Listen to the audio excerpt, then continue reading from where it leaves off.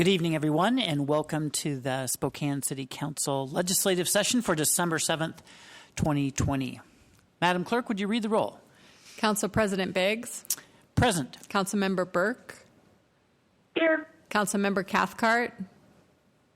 Present. Councilmember Mumm. Here. Councilmember Stratton. Here. Councilmember Wilkerson.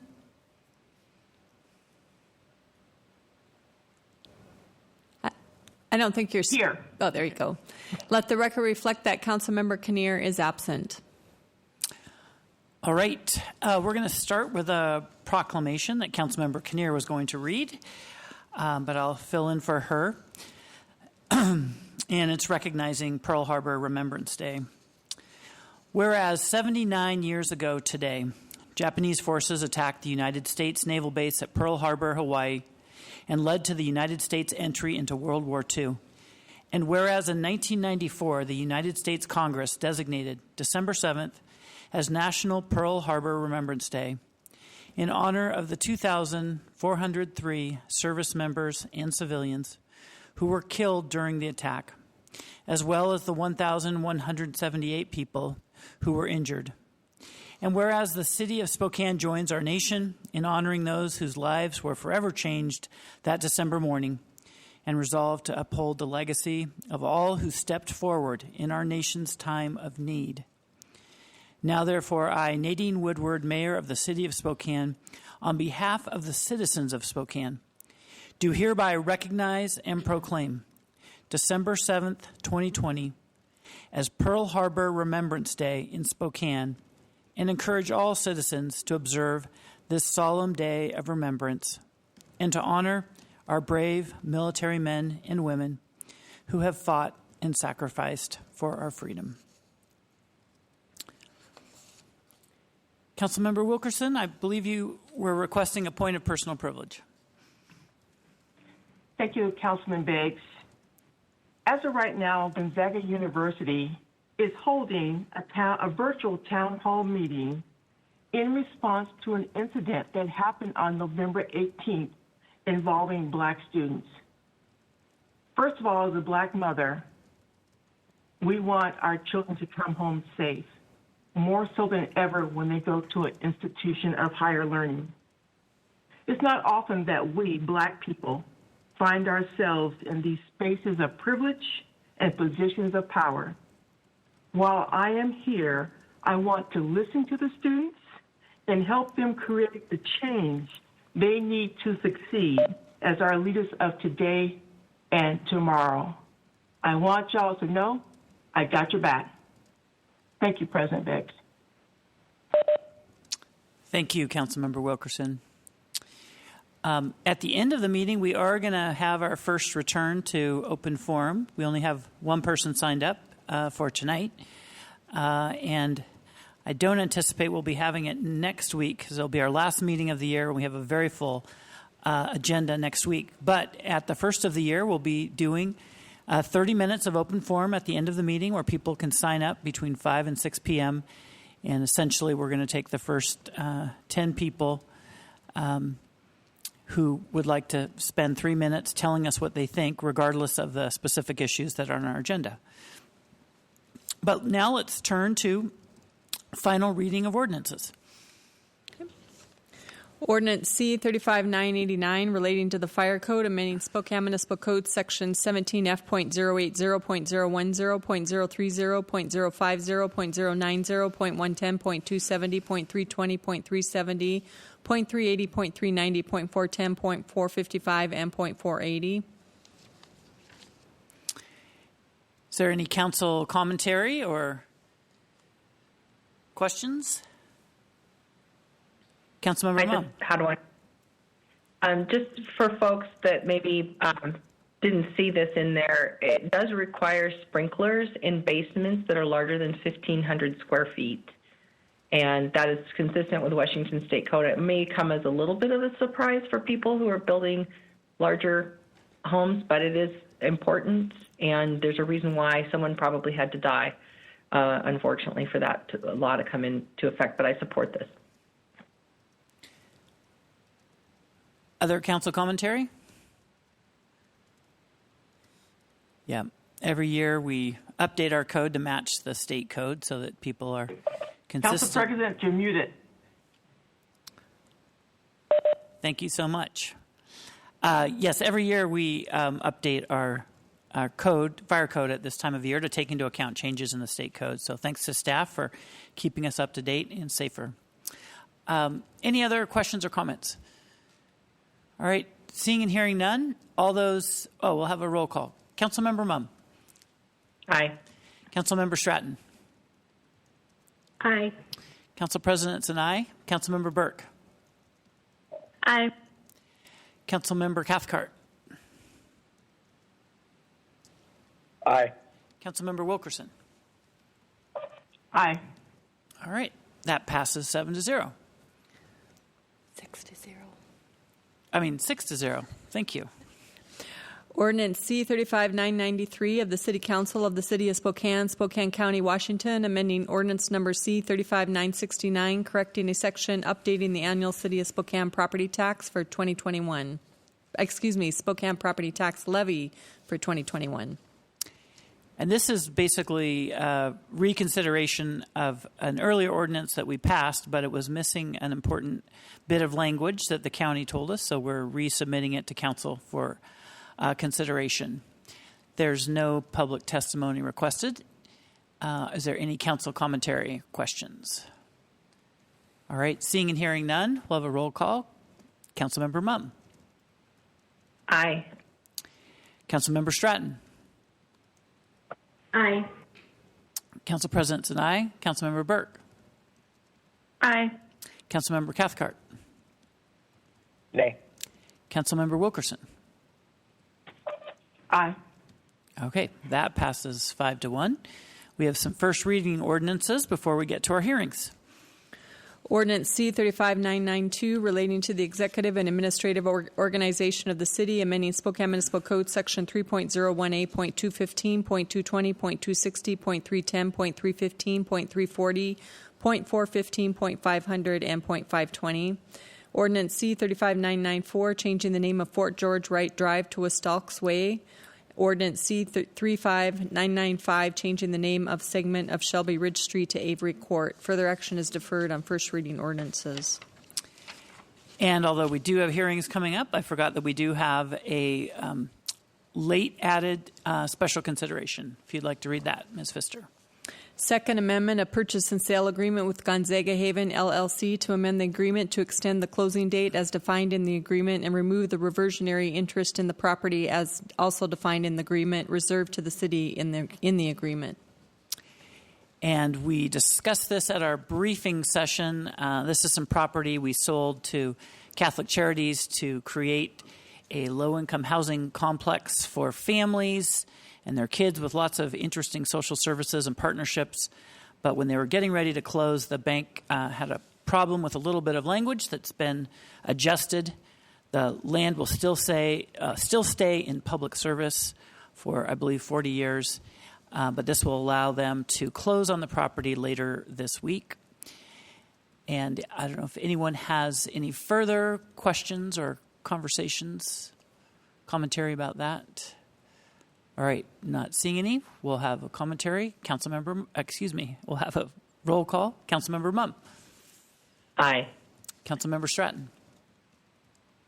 Aye. Council President's an aye. Councilmember Burke. Aye. Councilmember Cathcart. Aye. Councilmember Wilkerson. Aye. All right, that passes 6-0. And now we're at our hearings.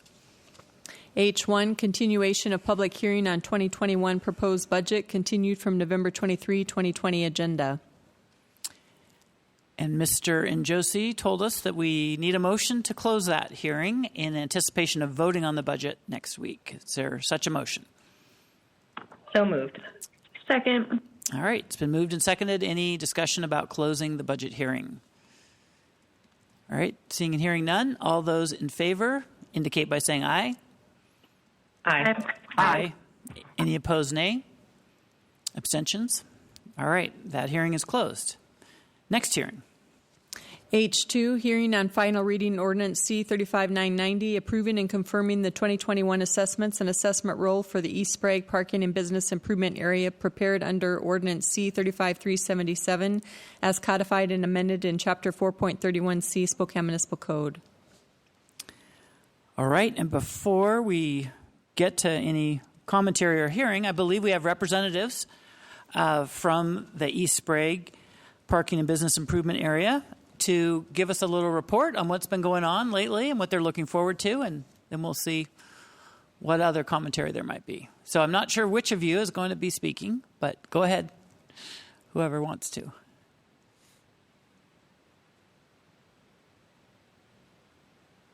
Let's see. So we're not hearing anyone, so maybe... Okay, I'll go ahead and speak. Can you hear me? Yep, we can hear you. Okay, thank you. My name is Laverne Beal, and I am in a new position as the manager. And we have seen some activity, quite a bit of activity, and Doug will talk about some of the good things that have been happening down in East Spokane. But one of the things that ESPA is going to do is change our bylaws to make sure we're very inclusive on who is representing ESPA and also that management team. And one of the other things that we did notice this year is that our revenues are down because businesses are struggling due to COVID. And but we still maintained all of the services that we were tasked to do, and we are really proud that none of our businesses have closed in our district. And then Doug, you're up. Yeah, and I guess this is a second or third year we've had the bin track out there, and what we found was that the de-icer was an important part of it, and we got systems in place, and that seems to have improved the sidewalks and kept them safe for customers and employees to get in and out of those businesses, so that's working well. The plants and foliage, that hasn't looked better. I mean, it's best it's looked.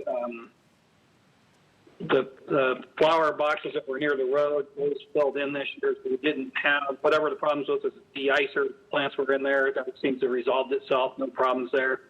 We want to thank the city. There's a couple issues with lights on the power poles and some of the water issues, and they were able to fix that very quickly. So great support from the city this year. Like Laverne said, until most of the businesses are hanging in there. We got a few restaurants, obviously challenging. And then lastly, we unfortunately with COVID, we weren't able to do much of the promotions and things we'd like to do, and so we're hoping we can get back to that next year. Okay, that's it. All right. Any questions for the bid management?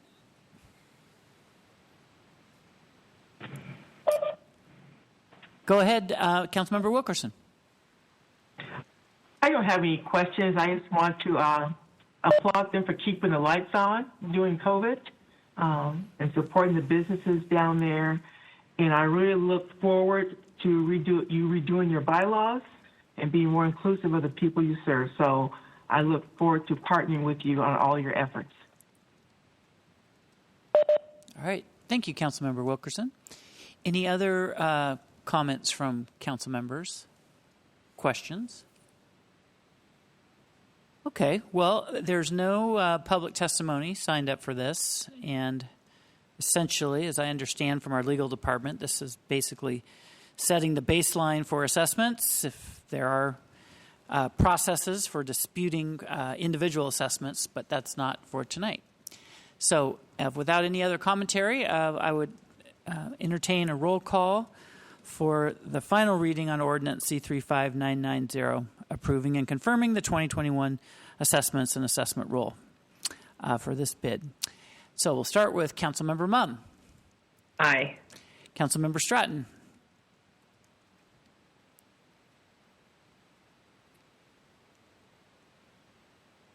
Aye. All right, Council President's an aye. Councilmember Burke. Aye. Councilmember Cathcart. Aye. All right, and Councilmember Wilkerson. Aye. And then Councilmember Wilkerson.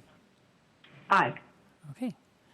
All right. That passes 6-0. That brings us to our next hearing. H3, hearing on final reading ordinance C 35991, approving and confirming the 2021 assessments and assessment roll for the downtown parking and business improvement area prepared under ordinance C 35377 as codified and amended in chapter 4.31C Spokane Municipal Code. All right. So, again, we don't have anyone from the public signed up to testify, but we have Mr. Richard and some other guests. So, Mark, I'll toss it to you to start. All right. Good evening, Council and Council President, Council members. Thank you for having us. We'll just have a brief presentation tonight. Keep it somewhere between 5 and 10 minutes. Annalee, is it possible for you to share the PowerPoint? Yes, she's working on it. Oh, great. Okay. Well, let me just... You can go ahead and start, Mark. Yeah, if that's okay with you, Council President? Yes. Go ahead. Great. Okay, so let me just start by saying again, thanks. Also want to let you know that we're joined tonight by our 2020 Board Chair, Dave Black, who's the president of NAI Black Company. Roy Kogan, who is the incoming chair of the DSP, is a partner at Kutak Rock. And then we have Sue Horton, president of Wheatland Bank, who is our sitting treasurer. And then Jeremy Newcomb, who is the treasurer for the Business Improvement District, is also with us. Jeremy's a director for Clifton Larson Allen. Thank you so much, Annalee. I knew if I tried to do that, we'd still be here at 10 minutes from now. So before we get started, Dave, is there anything you want to add to our introduction? Well, I'd just like to say it's been a challenging year to be board chair of the Downtown Spokane Partnership. We had our kickoff meeting in February, and we've done every other meeting by Zoom. So, but we've had a very, very busy year. So thank you, Council, for supporting us. Excellent. Thank you, Dave. Next page, please, Annalee. Good. So if you noticed last year in your packets, you'll also notice this, but starting a couple of years back, I started including some kind of key words in terms of values that I try to set forward for my team and that the board gets a chance to review and adopt as well. And you'll notice we've updated those also to reflect kind of more awareness in our community and certainly across the globe in terms of inclusivity and equity.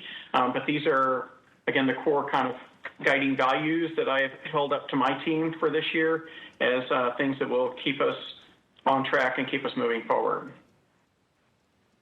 If you wouldn't mind switching to the next page. Dave is going to start with a brief overview of what we were up to in 2020. Yeah, so we had, 5 basic areas: clean and safe, economic development, marketing and promotions, ratepayer relations, and financial management. In terms of clean and safe, probably the biggest and greatest thing that we did with your backing was the new precinct. Together with the mayor and all of you, we opened that. It's just going to be fabulous. Going to love seeing the community policing effort. And separately, the Downtown Spokane Partnership Board raised $45,000 in funds and in-kind donations to furnish the space. So that's going to be a really great thing for downtown and for the core itself. The ambassadors were really busy this year too. I mean, they were out there. They planted 6,000 plants, picked up all kinds of garbage, like 425 bags, removed a bunch of graffiti. They were around 7 days a week, traveled over 6,500 miles in vehicle patrols, and 12,000 miles on foot. So they were real busy.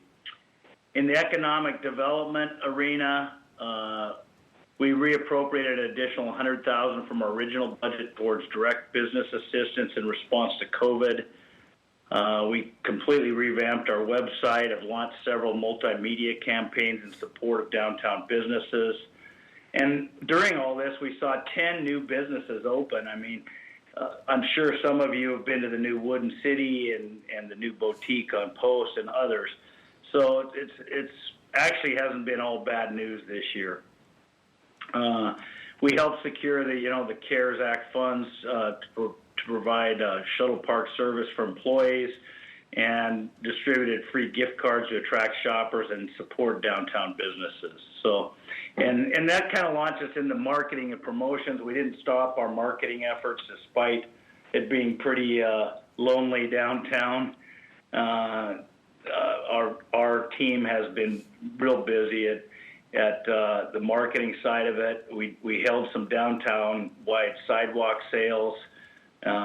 We created and released the Safe and Ready video, which I don't know if you've watched our videos, but the We Will Again video it's really inspiring. It's just a great video, and it garnered over 110,000 online views, and just was a great thing. I would encourage you all to watch it. And in terms of ratepayer relations, our staff began an outreach effort of wellness calls to business owners in the bid to assess how we could continue to further support them amid the, COVID. In November, staff worked first to secure the $10 million Spokane County Hospitality Relief Grant. We actually made calls to over 400 businesses to inform and encourage them to apply. We launched the informational webinar series titled Asking the Expert, and other videos. We partnered with Transitions to launch the Child Care Survey to assess employees and employers' needs and actions around children. In December, we utilized select grant funds to improve downtown the holiday scene and select COVID-safe activities like the Wheatland-sponsored chariot rides, etc. So it looks good downtown. We just need to get through this weird time. We had our we actually had a great year. So with that, I think I'll turn it over to Roy Cogan, who will talk just for a few minutes about next year. Roy is the incoming board chair. Roy, are you there?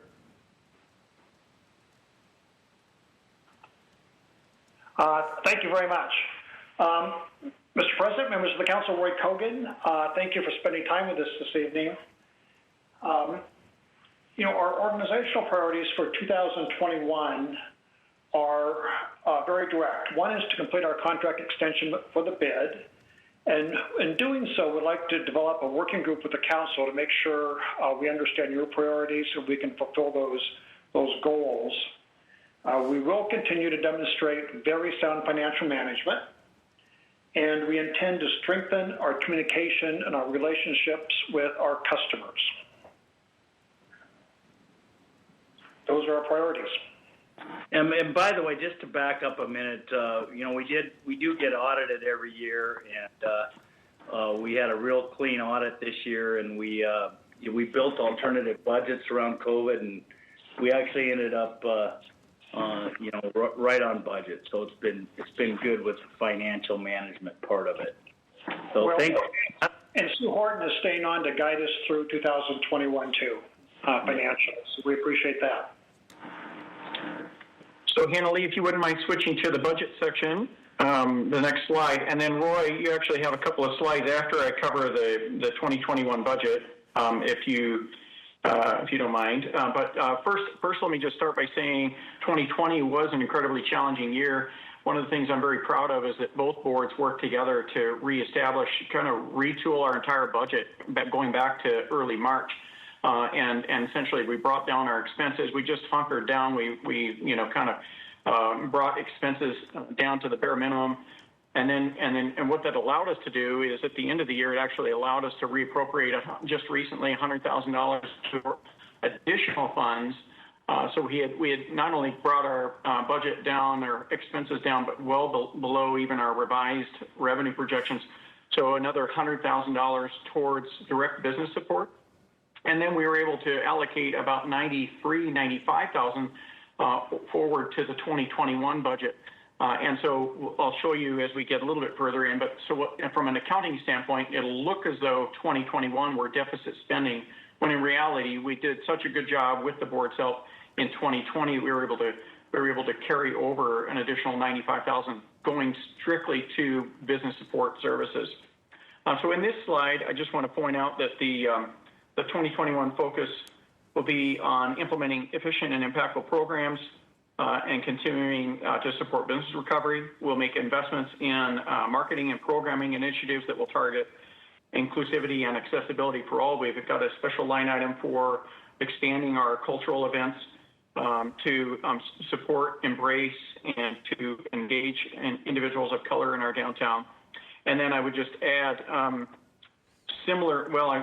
half a slide ahead. So on this slide, I want to point out to you that we have, we're fortunate to receive a $100,000 contract from the city of Spokane each year, and that is strictly dedicated towards our clean and safe efforts. Then we generate about $1.49 million from business direct ratepayer assessment income and other sponsorships and the like. In 2021, the Ratepayer Advisory Board approved, like I said, the rollover, that $95,000, so that shows up there. And then if you wouldn't mind switching to the next slide. Thank you. So in this, just want to point out that again, the focal points here.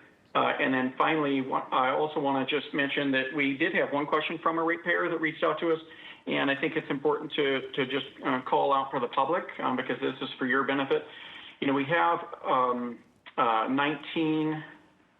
somewhere between 19 and 25 employees, give and take, depending on ebb and flow. Typically in the state team, we typically range between 12 and 18 employees directly. Those are people out doing all the work that Dave mentioned.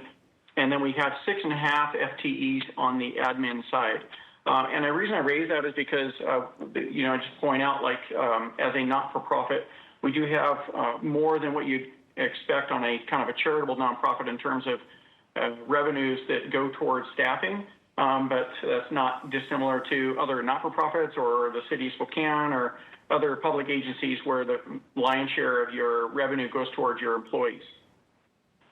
So if you would switch slides, and then Roy, if you're prepared to continue on with the economic development strategic priority. Thank you, Mark. You know, the next three slides deal with our strategic priorities, and the first one is economic development. We have 5 things that we're going to focus on. One is going to be to work with minority-owned businesses to develop strategies to support their growth and their profitability. Next, we're going to expand our inventory of business recovery tools to assist our customers in getting back to work and having their businesses recover. Third, we intend to be relatively innovative in activating downtown spaces to attract people to come back downtown so they can go to restaurants and shop in their spare time. Fourth, we intend to expand and to continue on what we've done in providing cultural experiences for downtown Spokane. And lastly, and importantly, we intend to launch a safe return to work program because it's our view that we need to get businesses back open, have employees come back to work in a safe environment so they will start spending money back downtown. The next slide, our next priority, has to deal with marketing and promotion. We intend to expand the function of our clean team. We're going to start focusing on our alleyways to make them clean and safe, and focusing on the railroad viaducts to try to clean up that so people feel comfortable walking through downtown. To the extent we have a positive fund balance, and we do, we intend to reallocate that to thoughtful recovery initiatives, again, to help our customers get back to work. Third, we're thinking about re-imaging in a different role possibly for our ambassadors. You know, now that we have the downtown precinct, which has been a gift from the city, so thank you very much. We're initially thinking that our ambassadors may need to be reimagined to be more accessible to people coming to Spokane. Lastly, second to last, we intend to continue the September education and rebate program And lastly, we'd like to expand our relationships with the nonprofits so we can deal with services, housing, and employment for those folks that are temporarily homeless. And lastly, next slide, Hannalee. I'm sorry? I was asking Hannalee to switch slides. Okay, thank you. And lastly, in terms of marketing and promotional programs, we are going to activate event programs to help drive downtown recovery. We intend to activate capital spaces to make them an area where people will feel safe. And right now, they're the spaces that we can develop so people will come downtown and gather. We intend to think thoughtfully and work with the city on how to develop long-term parking. As the council probably knows, the Downtown Spokane Partnership formed a 501c3 corporation whose designation from the Internal Revenue Service is lessening the burdens of government, so that there will be a way that, if appropriate, we could develop downtown parking without the necessity of the city issuing bonds to do so. We could do that as a nonprofit corporation. And that's really pretty attractive because at the end of the bond term, that facility will get deeded to the city of Spokane for free. And lastly, we think it's important to reactivate and participate in the city's Parking Advisory Committee. Mark? Good. So, Council President, that concludes our quick report. Welcome any questions you have, and thank you for the opportunity to share a little about what we do and what we're planning for the next year with your audience. Thank you, Mark and Dave and Roy, and thanks, Susan, for being here. Any questions or comments from council members? Councilmember Cathcart. Mark, thank you for the presentation and for being able to keep things moving the best you can through these difficult times. I really just, and you clarified a little bit in some communications that we had, but I just want to be absolutely certain that with regard to Wonder, that there is a path for them to get the correct assessment if in fact they are the assessor's office does revise the Yeah, excellent, and would welcome your Mike Piccolo to weigh in if he would like. But Mike is really behind the solution here and is proposing, I believe, some modification to our ordinance going forward, so that this doesn't require council action. But yes, we do believe, first of all, for the Wonder property itself, that assessment. My apologies. Based on the valuation of the property, they saw a significant increase in the value of the real estate this year. And so they are appealing that and trying to get their assessment lowered. If that is the case, I believe it's Mike Piccolo's response that, yes, in fact, we will be able to correct their bid assessment and to bring that assessment down. Is Mike on? Is he able to speak to that? Yes. Yeah, that is correct. I think the situation with Wonder Spokane objection clarified that situation where we set the assessment for 2021 based on what shows up on the county records, but we don't know for sure if somebody is appealing their assessment to the Board of Equalization. So in that scenario, I would not hesitate to direct staff or direct the DFP to correct that assessment once we get the numbers back from Spokane County through the appeal. Okay, that's helpful. Thank you. Yeah. And Councilman, if I could just real quickly, Council President. Yeah, go ahead. One of the things that came up is in this process also is that we have many business members who are suffering financially. And yet your ordinance is fairly prescriptive in terms of its requirement to charge fees and penalties and interest for late payments.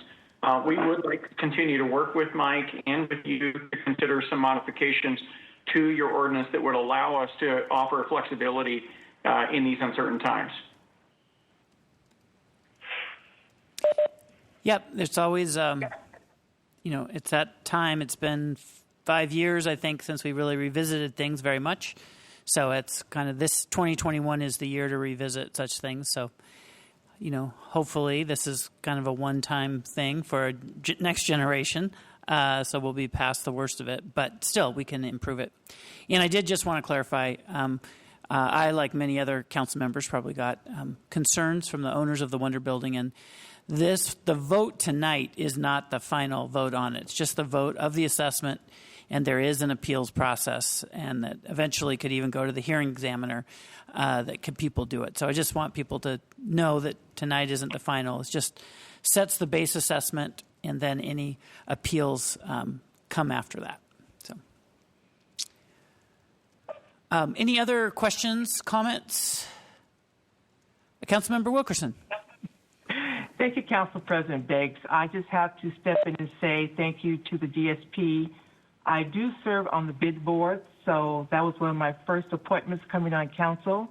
I have been involved in the conversations around how it's being reimagined, its inclusiveness, its outreach, and going forward. So they have been receptive and very nimble in the approach. I really appreciate that as a person of color, that they are listening to how to make downtown a richer place for everyone.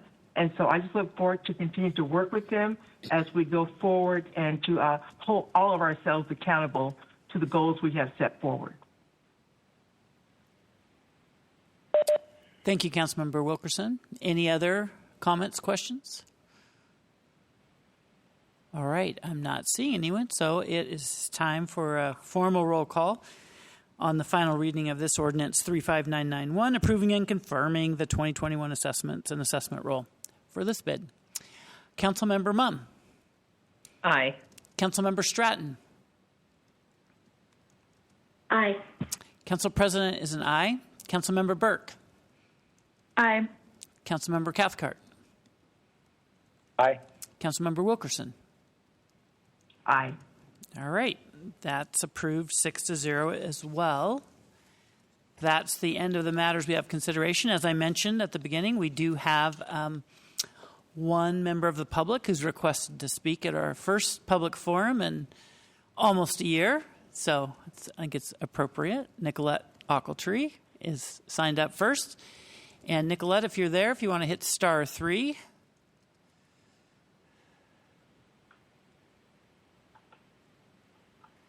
All right. Nicolette, go ahead and introduce yourself, and you have 3 minutes.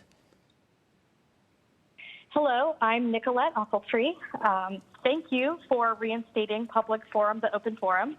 Although City Council meetings have virtually allowed for testimony on agenda items for months now, open forum wasn't possible until today. It's unclear to me why this wasn't possible until today, but I do hope that Council would kindly give us an explanation as to why. I also see that open forum has been restricted to only 10 people and that folks are only allowed to speak during open forum once a month.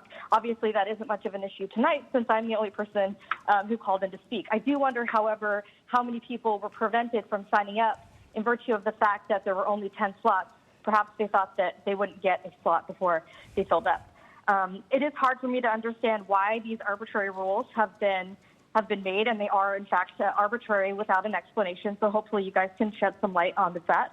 But regardless, I'm very, very grateful that you have made a point to reinstate this opportunity for citizens to speak openly to you about city affairs and concerns they may have in our community. I think it's more important than ever to encourage folks to participate in activities that foster better communication between citizens and city leaders, especially since we are without a city administrator and only have an interim health officer. So we really do look to you guys to listen and to advise us.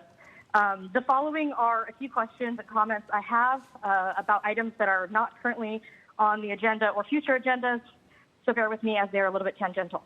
How can the Christmas decorations go up and the Zambonis come out like clockwork downtown, but not the warming centers? If we can plan to get the ice rink up open in time for Christmas, we should be able to get the warming centers opened up in time for the snow. Whatever happened to the investigation into CHHS that Mayor Woodward and former City Administrator Wes Crago announced at the beginning of the year? On August 31st, the Spokane Chaplains Board received a payment with check number 800811365 in the amount of $18,000 or $18,434.98. It says that it was for non-travel meals and light refreshments. I'd like to know why they were paid $18,000 for light refreshments. And also, when I was looking at that, I also noticed that every couple of weeks, there are several $1,000s in payments which have been labeled confidential funds made to Craig Meidel, the police chief. It says Craig Meidel or Justin Lundgren, Craig Meidel trustee. And if you add up these roughly, when I added up the ones from 2019, it was over $89,000 in payments made to this confidential funds, which I guess is confidential. I don't know if I'll be able to find out what that's all about, but if you could shed some light on that, that'd be great. And in 2020, from January to August, that amount was over $75,000. So if there's any way you guys could let us know a little bit more about what that is, I'd appreciate it. And for the rest of my time, I'd like to yield that for all of the people who have died from coronavirus and Pearl Harbor.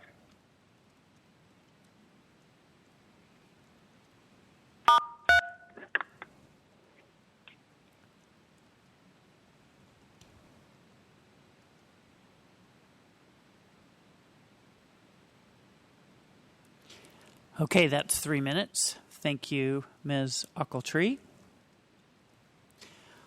All right, that brings us to the end of our meeting. We do have a study session at 11 a.m. this Thursday.